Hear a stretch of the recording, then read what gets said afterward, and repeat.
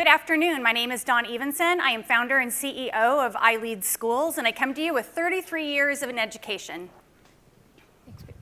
And my name is Amber Raskin. I am CEO and founder of I Lead Schools also. Together, we're often called Danber, as we started this journey together about 10 years ago. We run a network of pre-K through 12th charter schools, and we opened in 2008 with 75 kids, and we're now at about 5,000. We have experienced rapid growth, as you can tell, from 75 to 5,000 now. It's been a little painful at times, but we're often asked what communities do we serve. Educators often talk in terms of serving a certain demographic or a certain income level. We really shy away from saying that. We say that we serve the outliers. We serve the kids that are the high achievers. Often the ones that are attracted to us are the high achievers that are bored, and the low achievers who are struggling and need a new approach. This is a little bit about our school.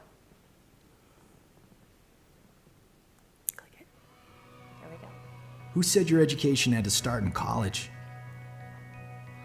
That school couldn't be a place your kids wanted to come to every day. Where learning wasn't just about the test. Where art and imagination were encouraged. Technology was embraced. Where you didn't just learn history from a textbook.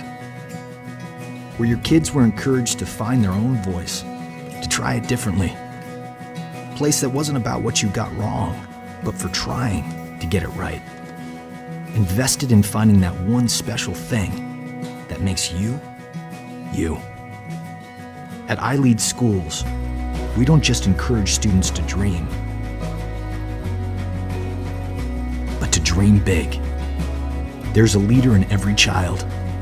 Let us help you find yours. Free to think, inspired to lead. Those are all our schools on our campuses with our learners across the 4 states that we're in nationwide. When we started 10 years ago, one of the reasons that we started our school is because we knew there was a very strong disconnect between education as it stood then and work as it is. And so we've worked really hard to create a school learning system where our kids are being assessed and learning that makes a difference for their future. So we know as a nation we do a really, really great job of testing our kids. They're tested and tested and tested in language arts and math a lot. And the problem for us was that they were not testing what matters to us the most and what matters to our community.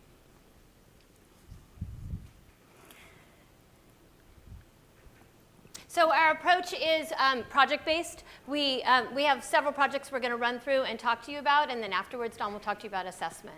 Our first one is a tiny house. You've seen the tiny house probably in the news with Elvis Summers. Our students saw that, and they were very impressed and decided to build one themselves. So as part of their classroom project, and these are 4th and 5th graders, they embraced the concept of a tiny house and plan to donate the finished product to a veteran. We also have a cinematographer that we're very proud of. We have cinematography and filmmakers in all of our schools and all of our classes. But this particular one did a full-length feature film, and he even had a red carpet premiere where he showed it to his community. We recently had a group of students go to Puerto Rico over the course of the year. They were hearing about the news in Puerto Rico and how even many months later they were still recovering from the hurricane, so they put together and raised over $25,000 to send themselves and purchase items to bring and deliver to the people of Puerto Rico, and they planted 400 trees while they're there. And this is all part of school credit. It's all part of their curriculum. We have a glider project that all of our 8th graders do. They learn to be a pilot in the classroom. They learn and they learn about aerodynamics in the classroom, and then as the culminating project or culminating piece of the project, they actually fly a glider. We have a Dream Up project, which is one of our partners. They work with SpaceX and NASA, and they have our students from across all of our schools compete to put an experiment that they've created in the classroom onto the International Space Station. And we've had, I think, 3 flights go up that have been part of this project. They're very proud, and they get to watch the rocket launch too. And as you can see, through these processes and these projects that the kids are doing, there is an awful lot of learning that's happening, so much more than just math and language arts. And so we had to decide how are we going to measure what matters and what matters to us. So these are the ILEAD learner outcomes, and what you'll notice that a lot of them are social emotional learning outcomes. So I'm going to go through how we measure that. This first slide right here is the inner circle is how we do our project. That's our project cycle. Starts with a challenge, ends with mastery. On the outer circle are how our learner outcomes, the social emotional aspects of what we do, fit into the project. We use social emotional learning rubrics equally with academic rigor rubrics as kids are doing the projects. We have created the ILEAD growth card. This takes a look at what our social emotional learning is that the kids do. The kids assess themselves, the facilitators assess them. We put that together, and it all feeds into our learning management system, which is really important because then we use those percentages to show the growth that the kids are having in their social emotional learning, and also for the kids to be able to set their own goals. We also use the Gallup poll, which is nationally normed and soon to be internationally normed, and that measures things like financial literacy, entrepreneurial spirit, and hope and engagement.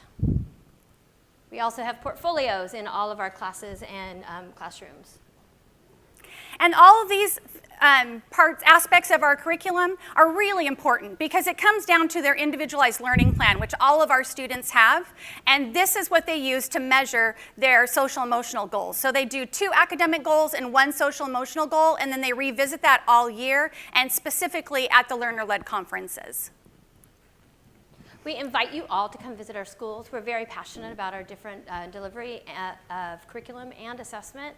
And if there's any innovators or ed tech people out there that could help us aggregate, we're still looking for the perfect solution. We've got a few solutions, but we're not completely done solving how to aggregate this data to show growth.